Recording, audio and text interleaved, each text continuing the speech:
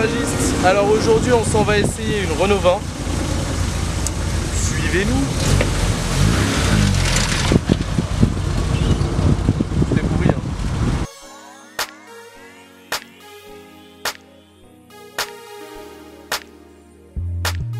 Aujourd'hui on va parler de la voiture qui a épaulé celle qui était censée remplacer la Renault 16. Et de ce fait la plus mal aimée des mal aimés de cette époque chez les Renaultistes. Oui, les fans de la R16 ont toujours considéré que la R30 n'était qu'un ersatz de Renault 16. Et les autres lui préfèrent la stature de la Renault 25 qui va la remplacer quelques années plus tard. Et donc que dire de notre Renault 20 du jour, qui est en surface qu'une R30 du pauvre, née en réaction au choc pétrolier des années 70, rappelez-vous. À la voir comme ça, on aime ou on déteste. Perso, malgré l'absence des 4 phares, j'aime bien la face avant qui me rappelle vaguement une Renault 12, une gueule familière donc. Le profil lui est moins gâté. Le souci est que la finesse de la Renault 16 ne fonctionne absolument pas sur la Renault 20. Et on a plus l'impression d'y voir un break tronqué qu'une voiture de haut de gamme. Il n'y a rien à faire, hein. J'ai beau me mettre sur tous les angles possibles et inimaginables pour pouvoir la contempler, cette Renault 20 fait pour moi très utilitaire. En effet, le haillon et le style, c'était deux choses très compliquées à faire cohabiter à l'époque. Il faudra donc attendre l'avènement de la Bulle et de la Renault 25 pour que enfin un haut de gamme à haillon, du moins chez Renault, fasse preuve d'un certain charisme. Concernant l'arrière, la personnalité est assez industrielle, soyons clairs. Et si dans l'ensemble elle ne fait preuve d'aucune sorte d'agressivité, elle propose ce côté assez franchouillard qui sent bon la N7 et les longs voyages familiaux quand même. Du coup, on ne peut s'empêcher d'avoir un regard attendri sur cette auto, malgré son manque d'élégance.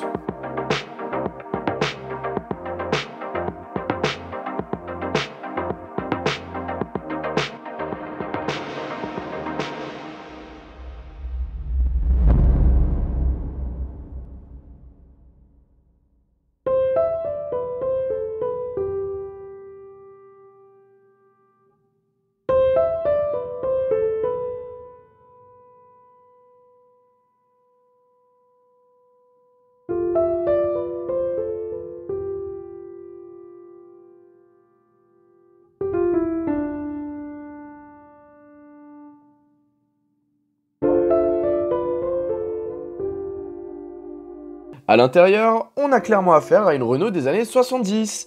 Une ambiance chaleureuse, une finition perfectible, mais surtout des matériaux choisis pour résister à une ribambelle de sale môme et aux 2 paquets de clopes quotidiens du conducteur.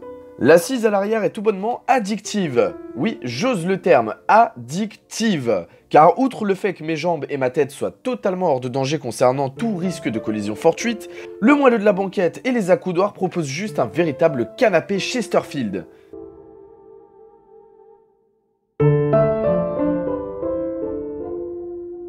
Et à l'avant, le ton est le même. Malgré un maintien absolument nul, le confort est lui redoutable, à la limite même du dangereux. Le fauteuil de vos grands-parents, c'est du bois à côté de la souplesse d'un siège de R20. Concernant la position de conduite, on est bien installé, malgré le peu de réglage. Mais malheureusement, le grand volant n'est pas réglable en hauteur. Un petit plus appréciable dont on se passera quand même aujourd'hui. Et à propos de la planche de bord, tout est assez bien placé, même si on cherche quelques commandes comme les vitres électriques ou le dégivrage durant les premiers instants. Au niveau de l'instrumentation de bord, cette Renault 20 phase 1 nous propose un style très sympa avec des compteurs enfoncés et à la typo typique de cette fin de décennie. Moins lisible que la phase 2, en effet, mais tellement plus sympa à regarder. Et enfin, concernant le coffre, il est grand. Ce n'est pas le plus grand de sa catégorie à l'époque, certes, mais le volume de chargement et sa simplicité d'usage en font une arme utile pour tout vacancier. Petite particularité oubliée d'ailleurs, le très fastidieux système de siège couchette qui transforme littéralement la Renault 20 en fourgonnette. Cela étant, le seuil de chargement reste élevé, et ainsi donc n'espérez pas non plus partir au chantier avec tous les jours.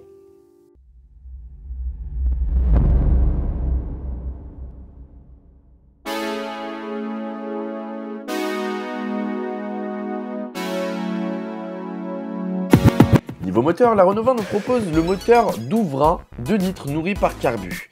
Un moteur qui manque peut-être de noblesse face au V6 PRV de la Renault 30. À moins que. Mais en tout cas, il ne manque vraiment pas de prétention. La fiche technique est limpide. La vitesse de pointe est vraiment loin d'être ridicule, permet même de rendre l'appareil à certaines bavaroises à l'époque. 171 km/h pour notre Renault 20 contre 176 km/h pour une BMW 520 E12 contemporaine.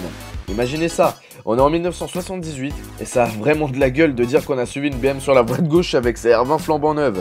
Bonus très sympa, pour les amateurs de bidouille, il y a de quoi faire du camping sous le capot tellement il y a de la place. Avis aux amateurs.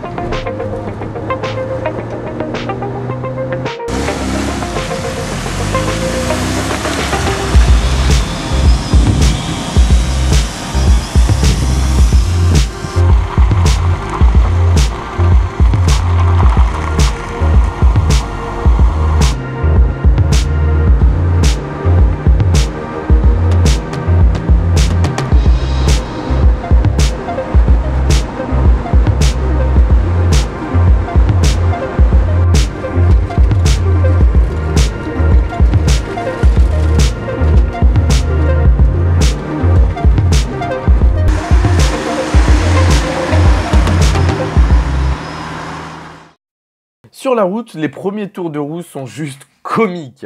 Donc là, je suis toujours en troisième. Là, je suis en première, ça marche très bien.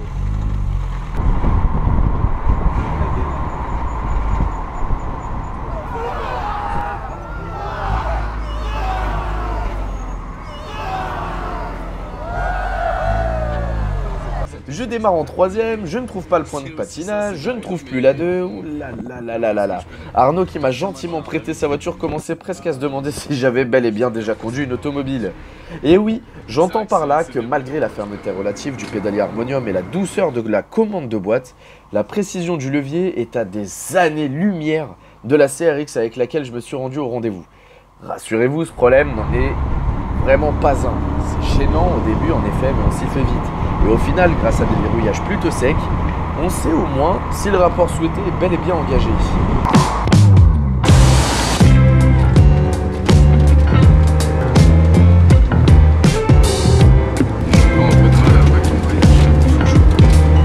Alors, c'est parti. Silence plateau. La boîte 4 par contre arrive à plutôt bien faire illusion en fait. Bon ok, à 130 ça gueule un peu et je dépasse allègrement les 4000 tours minute.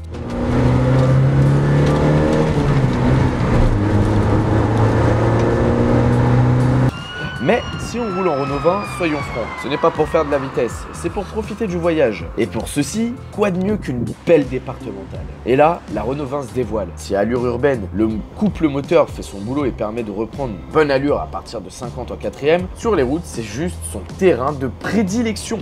Les 4 rapports s'enchaînent sans aucun réel trou notable, et le moteur nous propose un timbre de voix plutôt agréable en fait. D'ailleurs, ce moteur donne son meilleur à bas régime, de 2800 à 4000 tours minute. Il en deviendrait même onctueux, j'ai envie de vous dire. Mais au-delà de 4500 tours minute, il a déjà tout donné. Et heureusement, à 100 km/h, on est sur une zone très confortable au niveau de la courbe puissance couple. En montée ou pour doubler, nul besoin de tomber un rapport. Écraser juste la pédale de droite suffit à faire progresser convenablement l'aiguille du taquis. Le tout dans une auto plutôt bien insonorisée au demeurant, au vu de ce que sa concurrence proposait alors, n'oublions pas. Et parlons désormais suspension.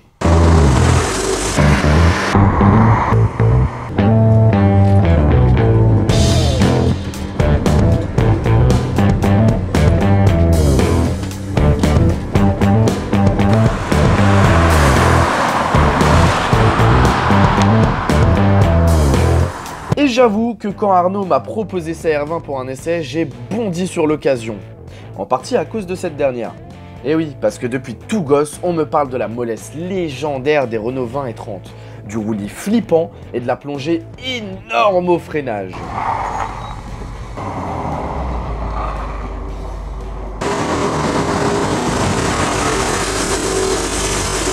Eh bien c'est vrai, en tout du moins en partie. Donc je pense quand même que les rumeurs ont été colportées par des Marseillais devant un verre de pastis. Mais c'est pourtant vrai que la suspecte de la 20 est plus molle que Doc Gynéco en interview. C'est un choix de la régie, qui malheureusement fait perdre à la R20 en qualité dynamique. les appuis sont durs à trouver, les réactions en enchaînement sont forcément très lentes et les pertes de motricité sont courantes. Au freinage, l'avant plonge réellement et les roues arrière bloquent sans pour autant qu'on ait besoin de donner de l'effort à la pédale.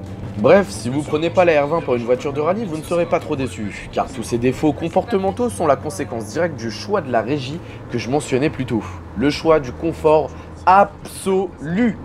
Ce confort ouaté qui ne renvoie presque rien au volant, ce confort Pullman de suspension qui aplatit les dodanes, ce confort reposant de la direction qui, bien que flou, propose un rayon de braquage très correct pour une traction de l'époque, et une douceur de fonctionnement à faire pâlir les grandes anglaises. Et pour finir, une fois n'est pas coutume sur un mauvais point, les freins. Oui bon, un peu comme toutes les anciennes, je me répète souvent, et je suis particulièrement sévère sur le cas des Renault. Mais la Renault 20 fait vraiment, mais vraiment figure de mauvais élève, même pour une Renault. En effet, bien que la voiture freine droit, outre la plongée de la caisse, la pédale est terriblement spongieuse. Et l'attaque est d'une mollesse. Une mollesse qui n'a d'égal que celle de la suspension. On se demande parfois si le frein moteur ne ferait pas mieux le boulot, quoi. Donc avouons-le franchement, ça fait partie intégrante du charme suranné de la Renault 20. Mais n'oubliez pas votre distance de sécurité à son bord. Vous risqueriez d'être surpris et même d'y laisser votre Renault 20 dans le cul de la voiture qui vous précède.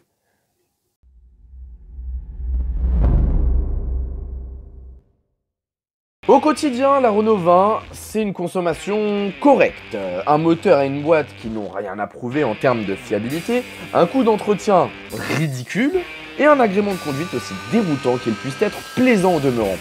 Bref, une voiture à vivre comme seul Renault savait encore les faire à l'époque, et qui se vivait en famille bien avant l'avènement des monospaces. Le top dans tout ça, eh bien c'est son prix d'achat actuel. Il est dérisoire au moment où j'écris ces lignes. Bref, c'est une voiture qu'on vous conseille chaudement et qui n'attend plus que vous pour partir en vacances. Et bien voilà les petits garagistes, c'est déjà fini pour aujourd'hui. On se retrouve le mois prochain avec un nouvel essai. J'espère que cette belle R20 vous aura plu. En tout cas, un grand merci à l'ami Arnaud ici présent. Et sur ce, moi, je m'en vais faire un tour avec mon chauffeur. La meilleure place, c'est celle du chef. A bientôt les petits garagistes.